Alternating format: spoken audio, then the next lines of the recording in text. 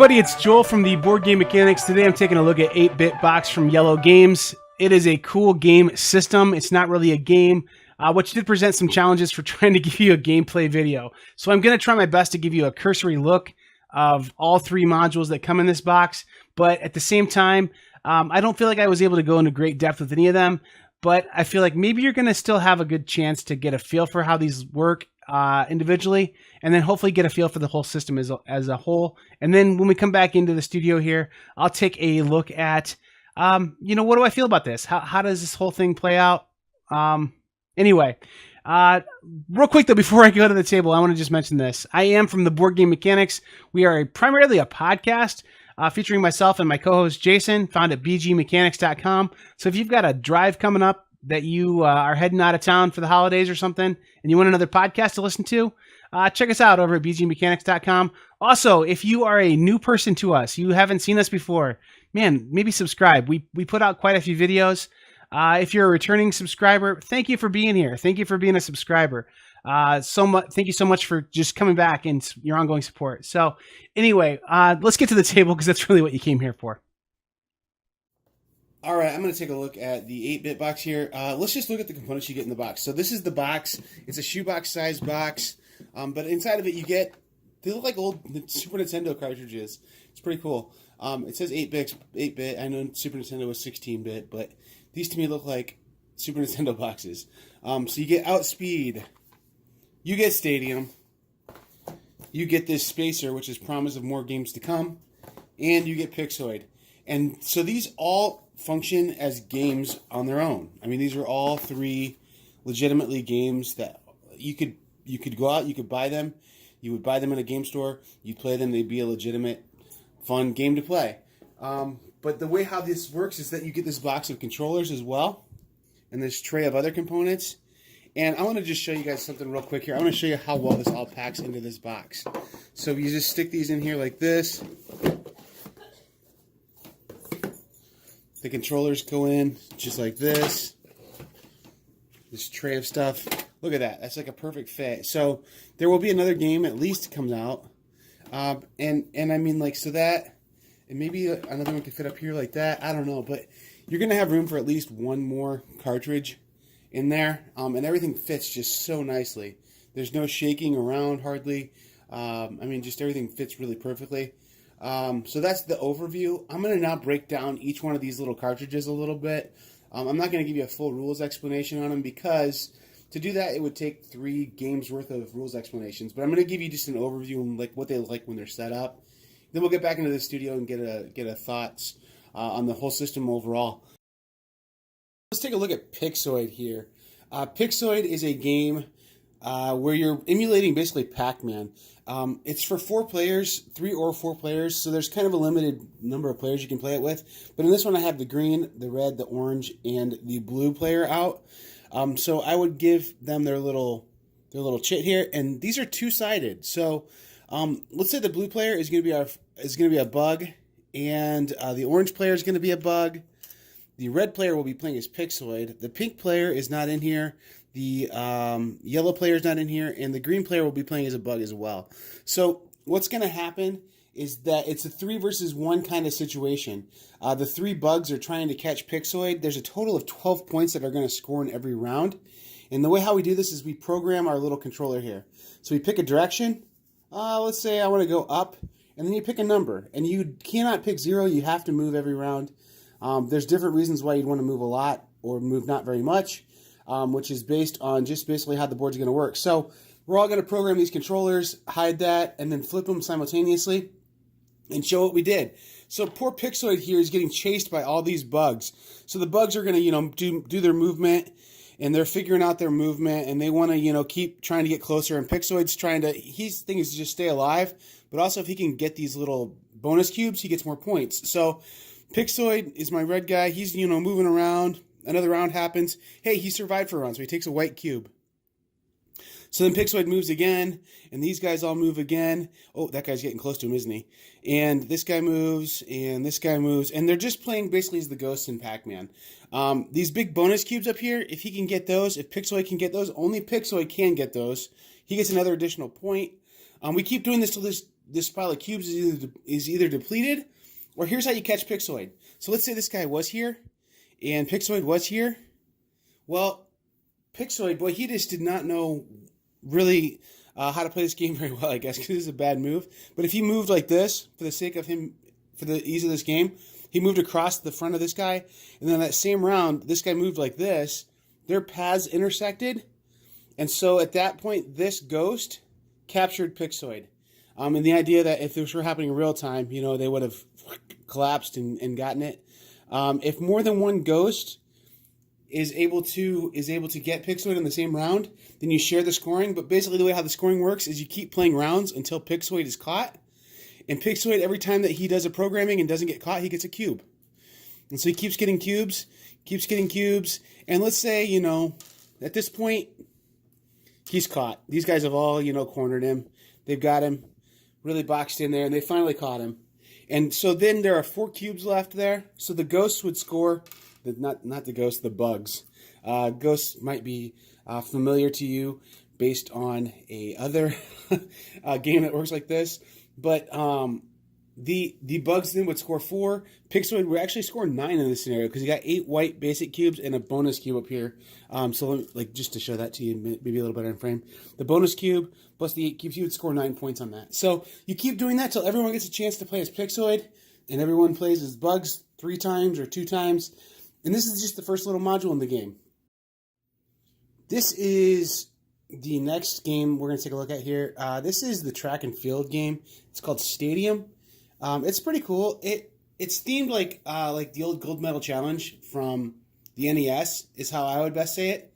There's a bunch of little mini games in there that you play, and this is just an abbreviated version of the game I have set up here.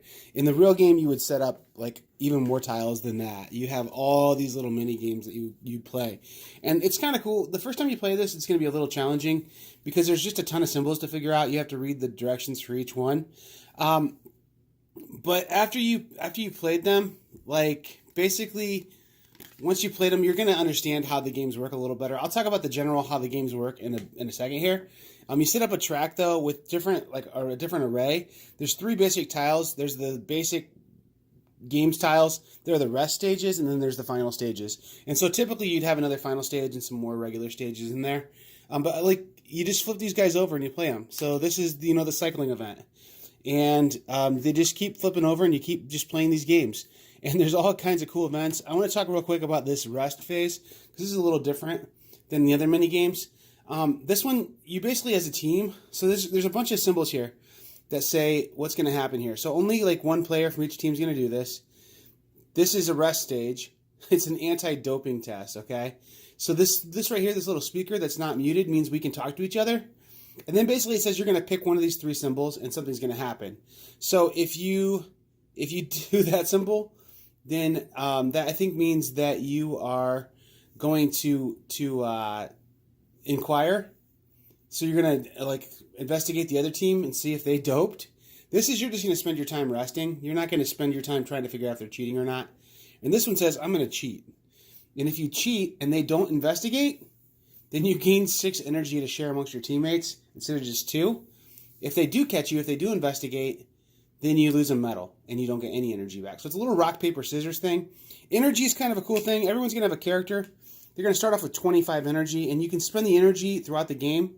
It's really an allocation of your energy and how much you want to spend your energy to try and help your team out on different rounds. So an example of this would be this game. This is one of my favorites. I want to explain this one real quick. So this one says it's pole vaulting. The kinds of medals it's giving out are 3 different medals. You may not speak during this game.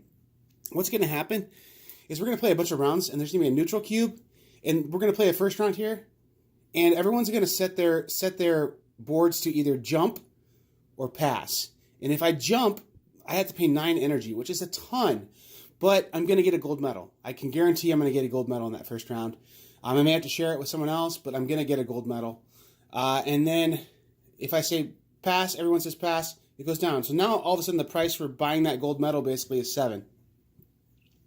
Then we're going to go down to 5, and it keeps going down, and we keep doing this until there's 3 medals awarded. So the way how the medals rules work too is that we give out a total of 3 medals. So any ties that happen would happen where you are going to give out medals Like if there were 2 gold medalists, we'd give out 2 gold medals, then we go straight to a bronze. So it kind of makes sense that it follows like kind of some of the tiebreaker rules for other games.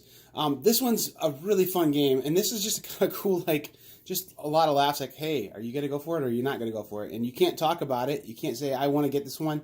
I'm going to spend all 9 energy on this one. You guys don't spend anything. I'll bring home a gold medal for my team. That's the other piece too. You're playing as individuals, but you're both on teams, and you're trying to get the most medals, like the highest medal count. There's the red side and the blue side. And that's just, I mean, that's not even a rules overview. That's just a kind of a bit of the flavor of the game. A really fun little game though. And again, you use these little controllers all the time for, in that game where we're deciding, hey, I'm going to make the jump, or hey, I'm going to try and pass. So the other thing too is you want to kind of figure out, hey, I'm going to try and do this without, and I'm going to pretend like I'm still cranking, but I'm actually stuck at the top there, because people can figure out where your thumbs are at. The other thing about these controllers too is that you aren't ever going to use the whole controller in one game. I mean, like, at least not in my experience. You don't use the whole thing. You use portions of it. So in Pixel, we used the directions and the numbers. On this one, we're using these. There's just other times where you're just going to do secret number selection, things like that. These die come into play a lot in this game. We use these quite a bit.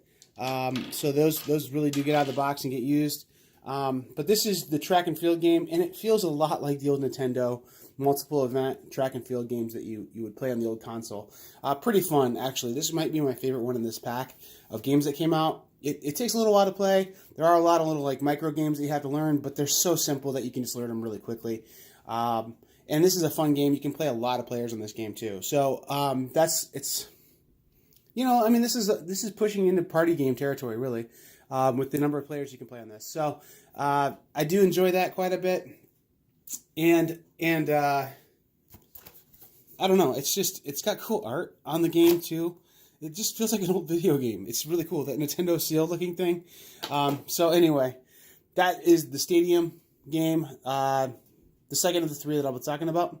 The final game I'm going to take a look at here, the final one that comes with the base box, and again, just a very quick overview, not even an explanation of the game, just kind of getting a feel for it, is a game called Outspeed. This game, you're playing as, I won't say pod racers, because I don't think that they wanted to call this a pod racing game, but it feels like a pod racing game.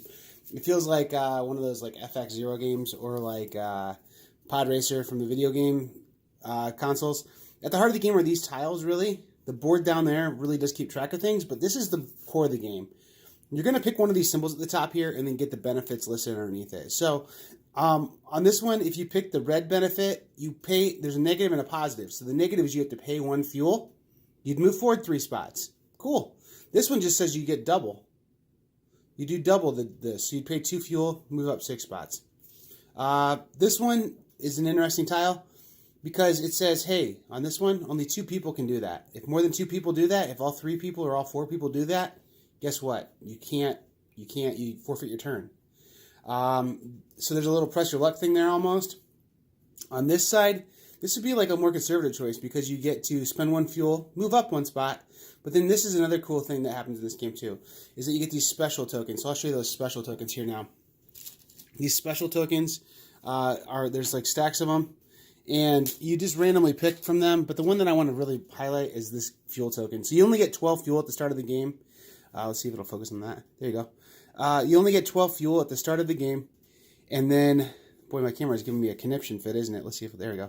You get 12 fuel at the start of the game, and you run out of fuel, you're out of the game. So you need more fuel all the time, and that's fuel right there. And the other thing that can happen in this game too is, I'm going to pan up here so you can see there's 3 boards here, okay? So we're moving through these 3 boards, okay? So what can happen is if you play too conservative, let's say you're trying to go with that strategy of I'm not going to run out of fuel. Well, Blue's playing the exact opposite way, and he's shooting up. He's way up here, right? And you're clear back 2 tiles behind him. You're only up here like this. Maybe some bad things have happened to you. These guys made it, into the next board at least. Well, if he's going to go to a spot where he needs an additional board to be in front of him, so let's say he moves up, 5 spots now. He's going to run off the edge of this board here. Guess where that other board comes from? Back here. This board cycles around. Guess what happens to you if you're still on that board? You're out of the game. So that's one way to get eliminated. Running out of fuel is another way to get eliminated. There also are about 13 of those tiles that you're going to play in a game. Don't quote me on that. I think that's right. But if you get to the finish line and you're in the lead, you also win. So there's a timer kind of with those things, but also you can try and eliminate other people by making them run out of gas. There also are rules where the die come in. So there's spots where the die come in. So let's look at this tile here. This tile here says go forward whatever that blue die says. Cool. And on this one, there's actually 3 choices that you can program to pick. So, I mean, I guess maybe a bit more clear way to say that is these 3 symbols do appear on your controller here, and you're going to pick one of those 3 symbols. So, one of those top 3 symbols. Sometimes there's only 2 choices, but you pick it, reveal it, kind of the same thing that we've been doing in the other games, and you get the benefit. But this one says you're going to roll, you're going to pay 1 fuel, and you're going to roll this blue die. This blue die has things up to 4 on it, has things, as low as 2 on it. So you're gonna get between 2 and 4. Kind of a cool way to do it. Kind of a fun, maybe I can get caught up by doing that thing. These little pods too. I'm gonna bring one of these up here so you can take a look at it. They're 3D. They're made out of cardboard. You just kind of stick them together. You weave them together. But it makes it more fun than just having like flat chits on the ground. So that's the pod racing game called Outspeed. It really does feel like a pod racing game. Feels like, I think on the Nintendo 64 there was a pod racing game. It feels like you're playing that a little bit. But a lot of fun also. Again, a fairly simple game, but just kind of a clever use of the components in this game. So that's the 8-bit box. The 8-bit box overall is a really cool thing. I do like it. It's different and innovative. The way how they put 3 unique games in there, and I do mean unique. They're very different games. They don't repeat. They don't feel the same really at all. So overall, let's see here. Let's take a look. Some pros, obviously innovation is going to be high on this list. The innovation in this system is very high. I like that they're doing something new here, and even the games themselves feel a little new, but then the whole system itself is new. So it does feel like you're playing a video game console and you're plugging different cartridges in there because everything is different and unique, but at the same time, you're using the same controller, you're using the same components, and that's going to save you money overall. You can get more modules later on. They do talk about already in the core box that there's going to be more modules. So I think adding a new, basically almost big box game for $15, $20 instead of 40 or 50, to me, that sounds great. So these modules, as they're coming out, I think it's going to be really cool. That we can get more games into our collection cheaper, and then they have a good spot to store them. So like, I don't know if you're like me, I'm running out of shelf space. So I am constantly thinking, man, is this worth the shelf space or not? This one has a pretty small footprint to have 3 games inside of it. So that's pretty cool. I think this also has room for future innovation as well. So I see us potentially in the future looking at this system as being something where we're going to be able to say, oh, wow, how cool is that? That they were able to come out with a boxing game where you're dueling someone with boxing. There's I don't know, Mario Kart kind of game. I don't know what kind of games they could come out with this, but it's got room for all kinds of stuff with those controllers. There's just a lot of flexibility there. And then the die are interesting. The way how they put a few just cool die in there, and then the cubes. So that's something that you're going to use in a lot of different games, and they have a lot of flexibility in presenting new modules with this as well. So the games that come in this, though, let's talk about that. They're all rock solid. I would say all these games on their own, if you brought them to my game night and said, hey, let's play Pixeloid, hey, let's play Outspeed, I would say, you really want to play that? Okay, we'll play that. I wouldn't argue with you. I would say that they're perfectly good games to play. I would request to play Stadium. Stadium is a very good game. I would request Stadium. I would say, man, let's play Stadium. This game's fun. So 2 of the 3 games are rock solid. One of them's very good. So, again, with this, you get a good value. Like I talked about with those different modules that you're going to have that don't require the same like repeat of they need the controllers that repeat or having die that repeat in each box, using a common pool of resources. This game was able to bring us 3 full games for a price of really 1 game. So that's pretty neat. And I do think that in the future they will put out modules on this that will be cool and will be affordable. What I would love to see happen is a second box come out called the 16-bit box. And maybe it stands alone, has slightly different shared components, or maybe the 16-bit box is the second series of modules. They're a little heavier. They use 8-bit box parts. It's a sequel. You have to have the 8-bit box. I don't know. It'd be cool, I think. That's just an idea I had. And then some of the other modules that I would love to see happen, I think boxing would be one that you could definitely put in here. There's been a lot of really great 8-bit boxing games. So I think that it would be cool to put a boxing game in there, or even like a pro wrestling game would be crazy. Just it's a fun series of games that are in there, and I think this has a lot of potential to just give us fun games to have in the future. So that's really cool. A couple of cons that I'm going to give you are that a couple of the games aren't really standouts. I mean, Pixoid, perfectly fine. I put it in the middle. I give that about a 3.5 out of 5 wrench rating. It's a perfectly fine game. I think that a lot of people would enjoy that game on its own, and it does serve its place. It's going to be an introduction to programming. It's going to be an introduction to hidden movement, and it's something that you can play with smaller children. And I'm going to be honest, the game's adorable. So, I mean, like, that's all out of draw for it. I think it's worth having in there. No complaints about it. Not sure I'd go out and find Pixoid on my own, like I said before, but it's a perfectly good game. Outspeed, it was fine. I really generally like racing games a lot. I really love Downforce. I really love Homestretch by R&R Games. Those games feel different than this one, so it's not totally fair to compare them, but if I'm going to play a racing game, I'd probably pick those over that one. But it's still perfectly fine. And if somebody had the 8-bit box with you because you're traveling, or you just had that box with you and you wanted to feel a racing game, you can do that. It also has components that are elements of that game, not components, I'm going to say elements of that game that remind me of another game that I absolutely love, which is called Happy Pigs. In Happy Pigs, you flip out a card and then you pick based off of that card what you want to do. With this controller thing, you're doing the same thing roughly. That mechanic kind of is present as well. There's just only 2 or 3 choices there, but it has that same thing of like, if I go there and everyone else goes there, it could potentially really mess me up. And you're thinking about that. You're slightly worried about that. But you sometimes have to say, well, man, I really need that. So I'm going to go ahead and take a risk on other people doing the same thing as me, and I may have to forfeit my turn. That's kind of neat.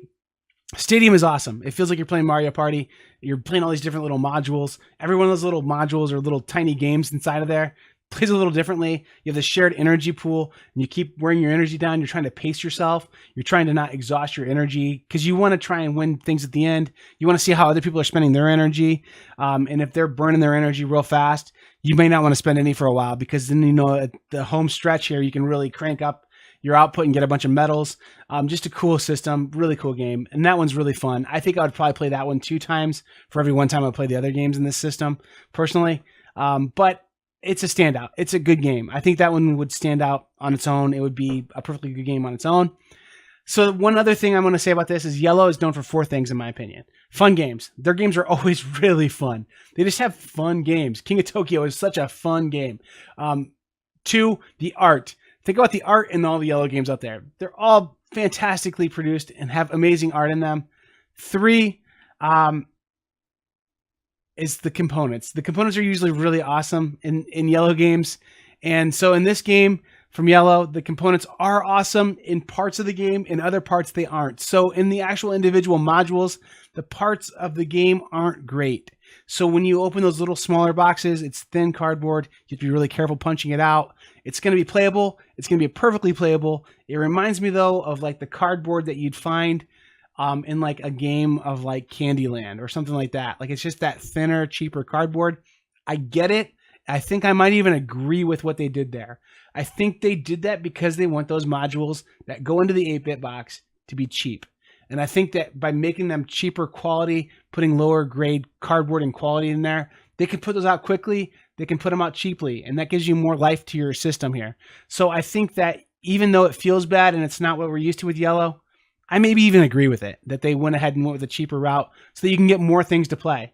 And you can take bigger risks as a publisher by doing that, putting out things that you think, maybe people will like this, maybe they won't. It's different. Let's try it. And then if it didn't do great, they're not, having put out this big box that didn't sell. They put out this small module that maybe didn't sell. So, I mean, like, I guess that's kind of my guess on the business side of that. No idea really, but I mean, that's just a good guess I have. And I think it does give them that freedom. So that's a problem with it as well. That the cardboard is that kind of thin. So the 4th thing I always think of when I think of Iello games is I think of them having really simple and cool, clear rule books. So this one is no exception to that. The rule book in this is really good. It does present a really good set of rule books for you to learn these modules really quickly. The one that really stands out for me is Stadium again. There's 2 little books in there. One is like each of the individual little games you play has a little like decoding thing that these symbols mean this. And once you go through the game once or twice, you'll remember, oh yeah, this is pole vault. This is that kind of push your luck game where I'm saying yes or no to jumping, and I have to pay the cost there. Oh, this is the doping thing where I have to do rock, paper, scissors basically on that, you know? So after you play through it a couple times, it's super easy to explain, and I think that it won't be a problem for anybody. So anyway, overall, where do I put this thing at? I'm going to give this thing 4 out of 5 wrenches, which means that 50% to 75% of people out there, I think, would really enjoy this game if you're into board games otherwise. If this is something that the theming matches what you like, if this is something where like it felt like it was cool for you, I have no caution for you, no real alarms for you on this. It's perfectly great. It's everything that I thought it would be in this system. I think it's really cool. If this isn't something that you'd normally like want to play or normally look at, I would say this: look real hard at Stadium, because that game is very rock solid. It's a very good party game. If you like party games at all, it feels like you're playing Mario Party right there. So I love that. I love that it has that like just little tiny mini games, fun, just having a good time laughing kind of feel to it. So Stadium is one that if you aren't initially drawn to this, look really hard at Stadium, because I think it's a good game on its own. And then the other ones are bonuses for you. So overall, 4 out of 5 wrenches, which means 50 to 75% of people watching this video who are into board games, I think you'd benefit from owning this. I think it'd be something to put in your collection. Another thing I will say about this too is I have had times where I've gone on trips. You want to take 3 or 4 board games with you, but you know you only have so much room in your luggage. So you dump out the insert, you put all the stuff in there as compact as possible, throw a couple extra card games into this base Ticket to Ride box or something, and you're trying to fit maybe 3 or 4 board games into a Ticket to Ride box by doing that. This one does that for you already. And I think as more modules come out, I think there will be a way that they could fit 5 modules into this game, into this box. Maybe even more. Maybe they have different sizes for those boxes to have more modules in there. Beyond that too, I think that those boxes, those cart-looking Super Nintendo boxes, none of them are really full. You could toss a couple modules in each of those boxes if you really wanted to. So if a total of 8 or 10 modules come out for this system, you could fit them all into one shoebox size box, which how cool is that to take to summer camp? How cool is that to take with you to grandma's house to have a bunch of games to play? So that's another consideration that you may want to have for this one, for why it might be for you. Anyway, again, I've been Joel. Check out bgmechanics.com if you like this. Subscribe to our channel here if you like this. And thanks for watching. Thanks for your time. Keep gaming, and we'll see you around.